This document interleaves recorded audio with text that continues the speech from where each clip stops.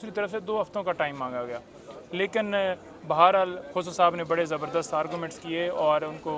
इस बात के ऊपर कन्विंस किया कि वाज़ह तौर पर जजमेंट्स मौजूद हैं और कोई ऐसा ऑर्डर दिखा दें, कोई ऐसी जजमेंट दिखा दें जिसमें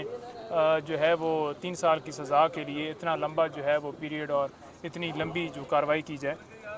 तो उन्होंने एंड पे यही कहा कि फिर ठीक है जी, दूसरी तरफ से क्योंकि रिकॉर्ड नहीं है जी, दूसरी तरफ से तैयारी नहीं है जी, दूसरी तरफ से उनके पास कोई डॉक्यूमेंट्स नहीं है जी, और वो मुकम्मल तौर पर तैयार नहीं है, तो लिहाजा जो समाअत है वो परसों के लिए फ़िक्स कर दी जाती है। अब परसों के लिए जो समाअत फ़िक्स है, हमें आज भी अगर इसके ऊपर आर्गूमेंट्स जो है वो सुनकर फ़ैसला दिया जाता तो सज़ा तो उनकी आज ही मुअत्तल हो जानी थी, लेकिन परसों 100% हो जाएगी सज़ा मुअत्तल। और दूसरा ये है कि जेल की हद तक हमने साथ रिक्वेस्ट की थी और उन्होंने 2 वकला की हद तक जो है अब एक्सेस दी है कि वो कल जाकर 2 बजे बाबर अमान साहब और खोसा साहब जाकर मिलेंगे। कानून तो वाज़ह है उसके अंदर कि आप हफ्ते के अंदर 6 दिन मुलाकात जो है कर सकते हैं और एक दिन में 6 वकला मिल सकते हैं, लेकिन जेल मैनुअल के मुताबिक भी आगे से डील नहीं किया जा रहा। आज बेसिकली हमें इस तरफ पुश कर रहे थे कि खान साहब की बेल हो, हमारी एक्सेस की हद तक इतना ज़्यादा पुश नहीं था क्योंकि हम ये एक्सपेक्ट कर रहे थे कि आज खान साहब की ज़मानत होगी और खान साहब बाहर आएंगे, लेकिन अब कोर्ट ने फ़ैसला करना है। उन्होंने ये मुनासिब समझा कि अब 2 दिन का जो है टाइम दे दिया जाए, तो लिहाजा परसों के लिए समाअत। नईम साहब, अगर खान साहब रिहा हो जाते हैं तो शाखाना केस में अगर उनकी ज़मानत हो जाती है तो आपको क्या लगता है वो दोबारा गिरफ्तार नहीं होंगे जिस तरह बाकी भी उनके ऊपर? देखिए, हमारे पास कोई ऐसा ऑर्डर, कोई ऐसी चीज़ नहीं है जिसमें जैसे मीडिया के ऊपर चल रहा है कि साइफ़र के अंदर गिरफ्तारी डाल दी गई है, या आज भी पता चला है जी कि कोई टीम जो है वो जेल के अंदर गई है GIT की, उन्होंने जाना है, उन्होंने इंट्रोगेशन करनी है।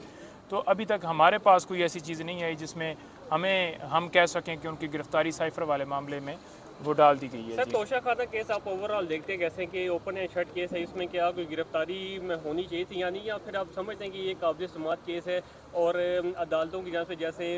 समाअत मुकर्रर की जाती है, तारीख भी दे दी जाती है, या फिर ये दुरुस्त है? क्या देखते हैं ओवरऑल केस? देखें, ओवरऑल जो केस है,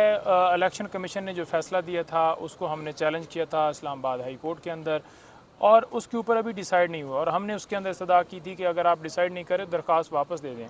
तो ये जो ट्रायल चला है, ये जो कंप्लेंट चली है, ये तो उस फैसले के ऊपर, अगर जो फैसले को हमने चैलेंज किया था उसके ऊपर अगर पटिशन के ऊपर फैसला आ जाता तो ये सारा ट्रायल ही ना होता। और अगर ये मेंटेनेबिलिटी के हवाले से क्वेश्चन हमारा जो कानून के मुताबिक सुन लिया जाता तो ये सज़ा कभी ना होती। और दूसरा ये है कि अगर दरमियान में गवाहों को पेश करने का मौका दिया जाता, उनको डिफेंस का मौका दिया जाता, 342 की स्टेटमेंट भी वो यूँ बंदूक की नोक के ऊपर उनसे ली गई, जबकि उन्होंने बार बार सदा की कि मुझे मुकम्मल तैयारी का टाइम दिया जाए। गवाह अगर एक रिजेक्ट करते हैं तो दूसरे गवाहों को तो मौका देना चाहिए ना कि ये मुनासिब नहीं गवाह, आप एक नई लिस्ट दे दें जिसमें फॉर एग्ज़ाम्पल हमने दिए थे आगे सरकारी गवाह हमने देने थे, वो हमने लिस्ट बाकायदा देनी थी। तो जब एक मौका ही नहीं दिया गया उस केस के अंदर, तो उस केस की जो ऑर्डर है उसकी कोई वैल्यू नहीं है, उसके फैसले की कोई वैल्यू नहीं है। जिस वक्त ये सुना जाएगा इंशाल्लाह खान साहब की सज़ा तो सस्पेंड होगी और जो अपील है वो भी उनकी एक्सेप्ट होगी।